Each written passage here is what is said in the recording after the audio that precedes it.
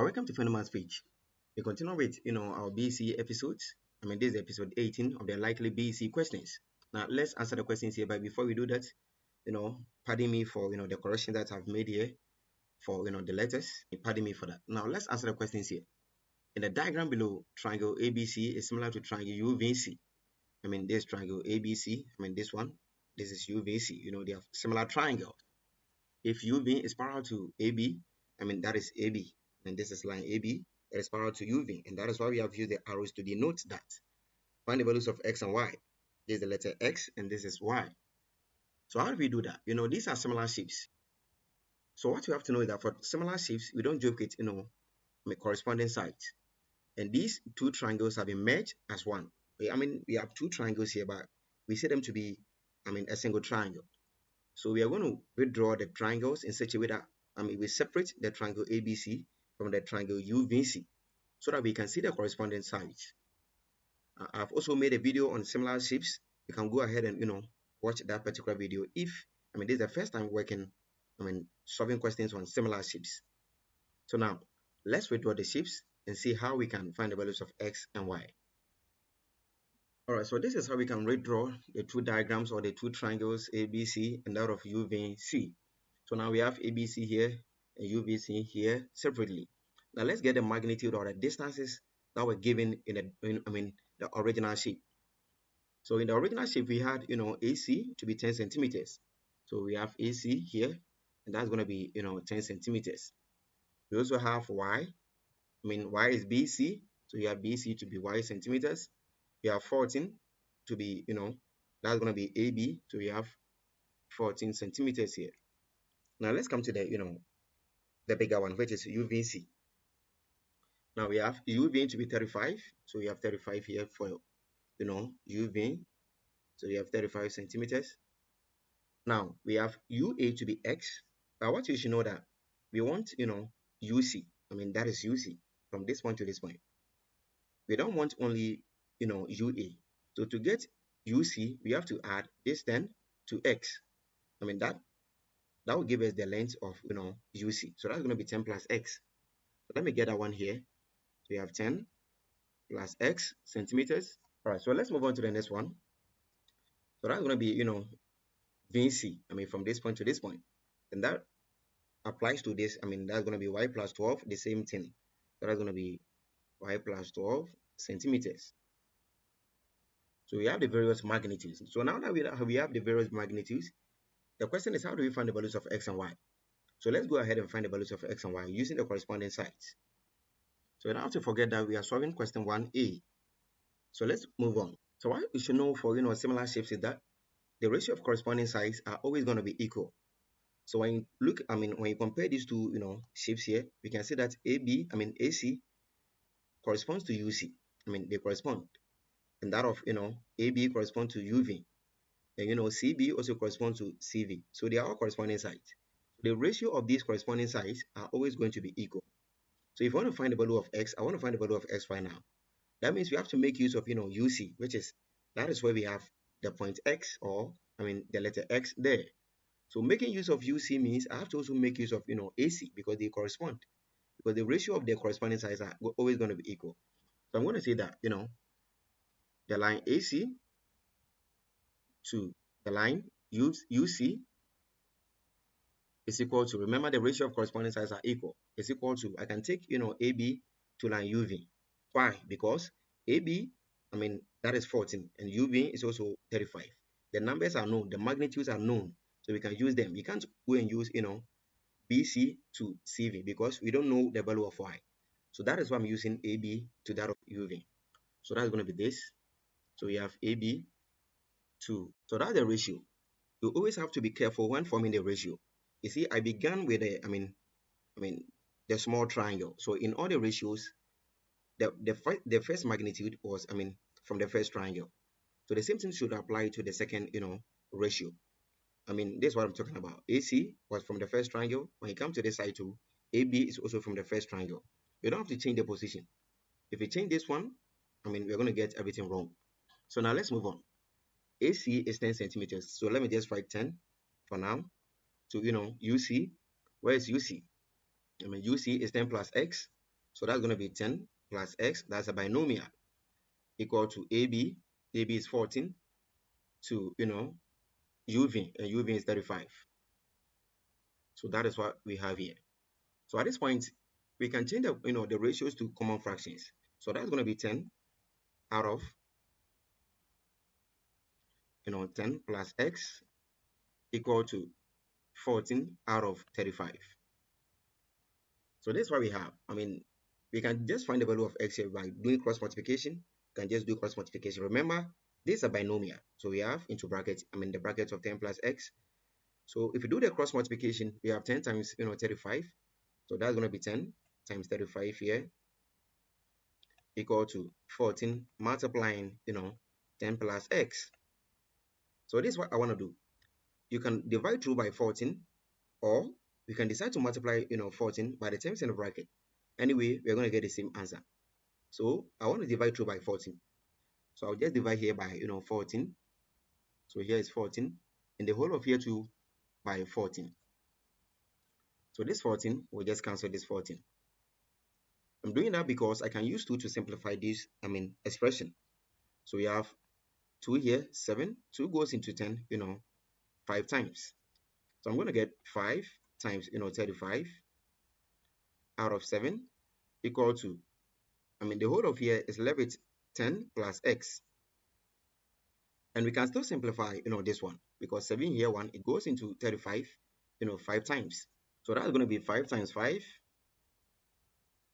equal to 10 plus x. So 5 times 5 is going to be 25 equal to 10 plus x.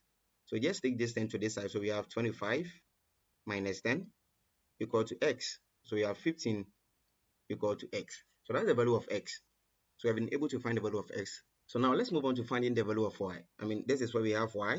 Y is here twice. Y is here. We also have y here. So now that means I have to use these two corresponding sides. BC and that of CV or VC. So I have to use this these two sides in my equivalent ratio that I'm going to form here. So now let me do that here.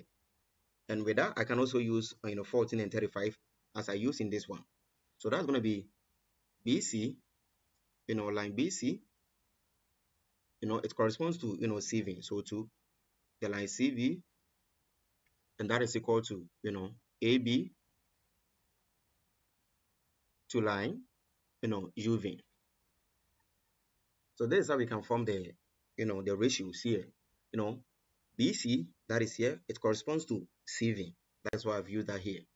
And also AB, that is here, it also corresponds to UV. And I have that one too here. So always you have to use the corresponding sides. Now let's do the substitutions. BC from the diagram is Y. So we have Y to CV. CV is Y plus 12. We have Y plus 12. That's a binomial equal to AB. AB is 14 to UV, that is 35. So we have our equivalent ratios here. Now we can form fractions with these ratios. So we're going to get y out of y plus 12 equal to 14 out of 35. So we can do our cross multiplication like we did in the first one. But even before we do that, I want to simplify this one.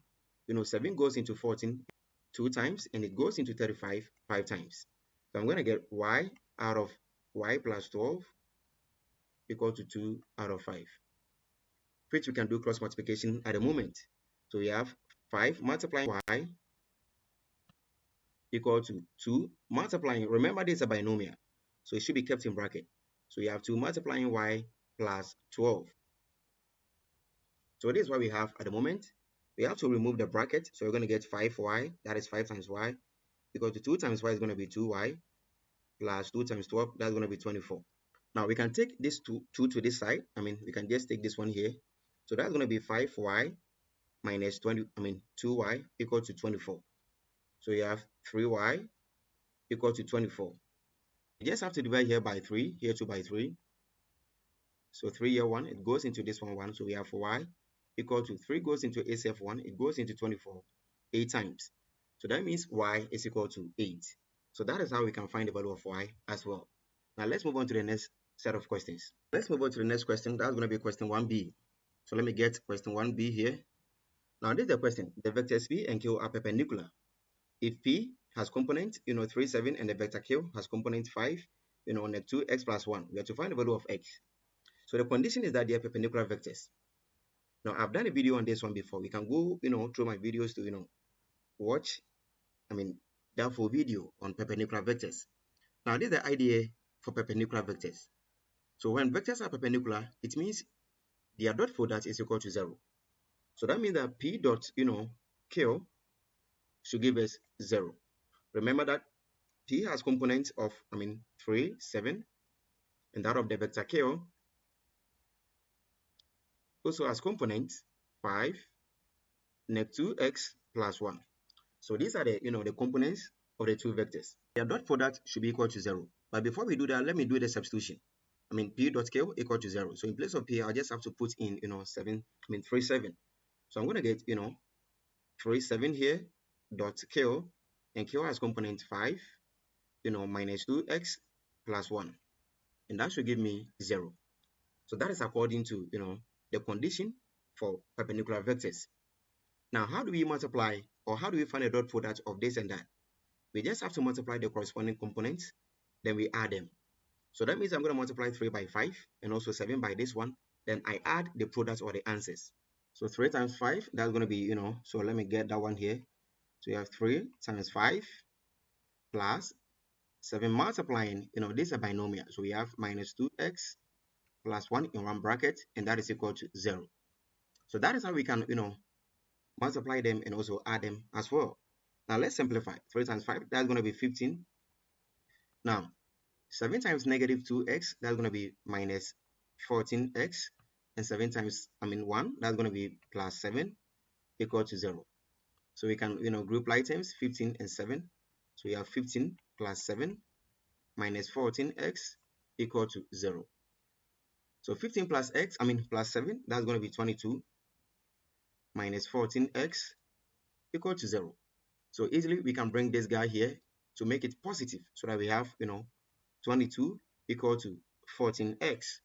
So I'll just divide here by, 14, here 2 by 14. So this 14 will just cancel this 14. And also 14 cannot go into 22. But we know that 2 can go into 14 7 times. It goes into 22 11 times. So that means that x is equal to 11 out of 7. So that is how we can find the value of x. Now let's move on to the next question. So let's get our next question. That's going to be question 1c. So we have 1c here. And this is the question. The vertices of a triangle are, we have the point M with coordinates neg 1, neg 3, and the point N with coordinates 7, neg 3, and the point O with coordinate 3, 4. Don't forget that the vectors, the points are, so we have the point M with coordinates -1, -3.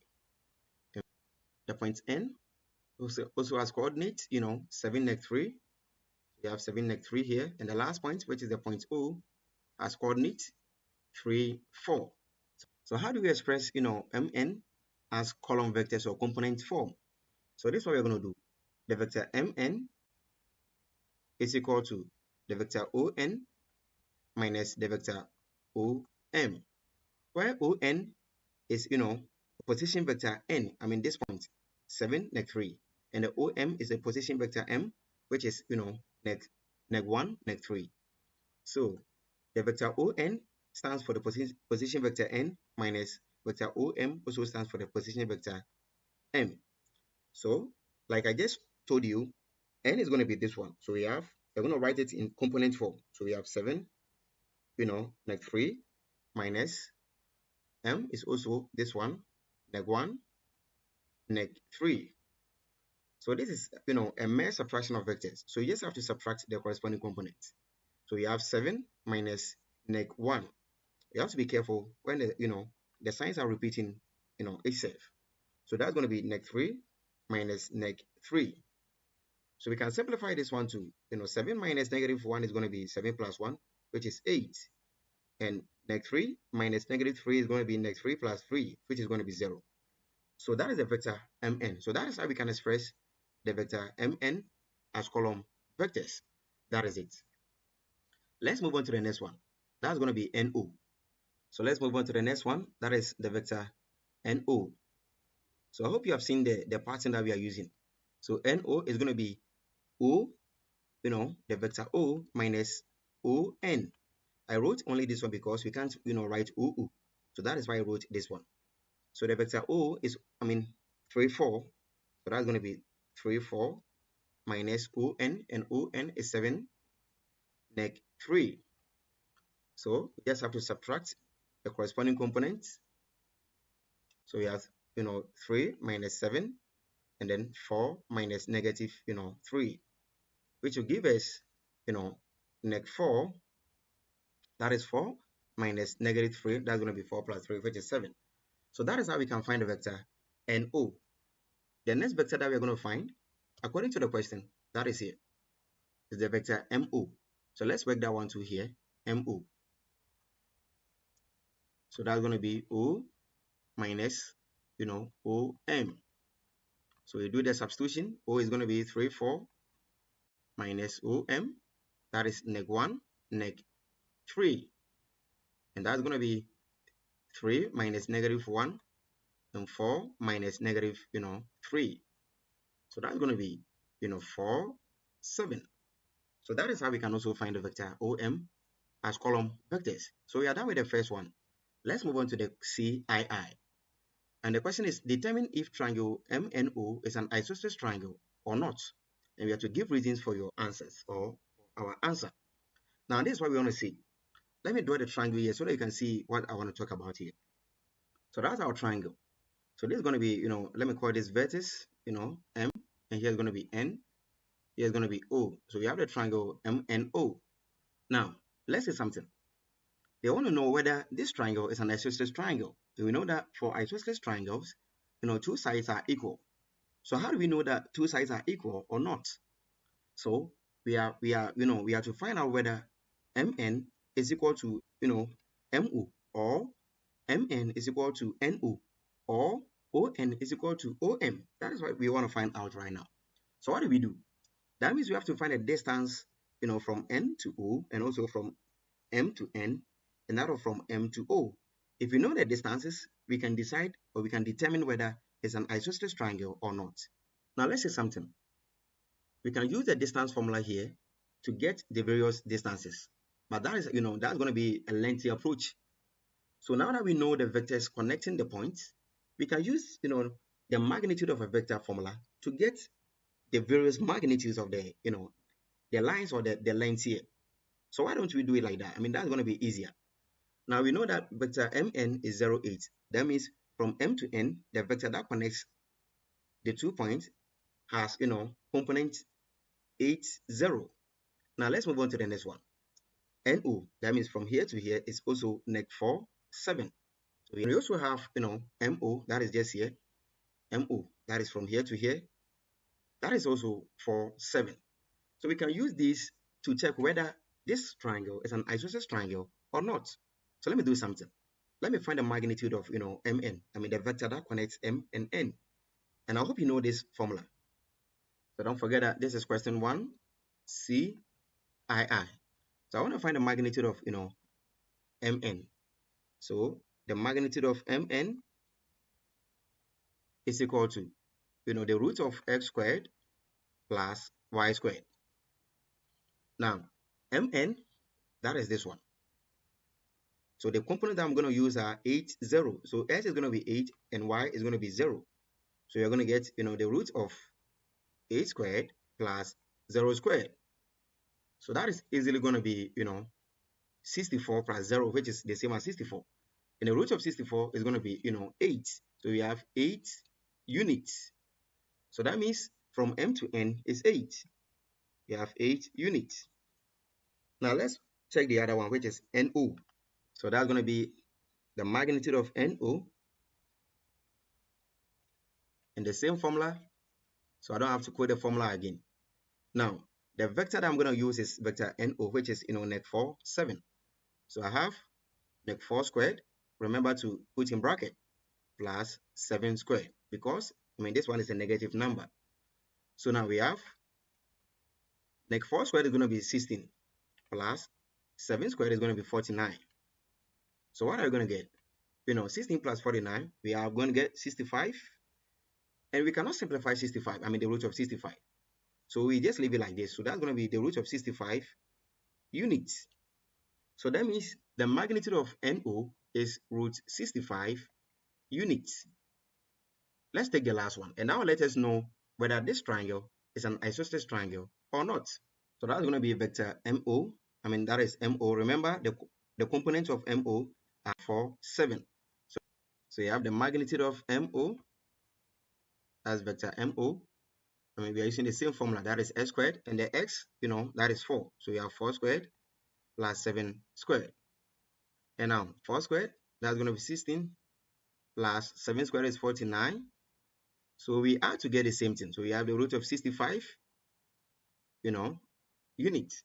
So that means that, the vector MO also has, magnitude of, the root of 65 units. So now we can see that from this triangle, two sides are equal. MO and that of NO, they are equal. So this is an isosceles triangle.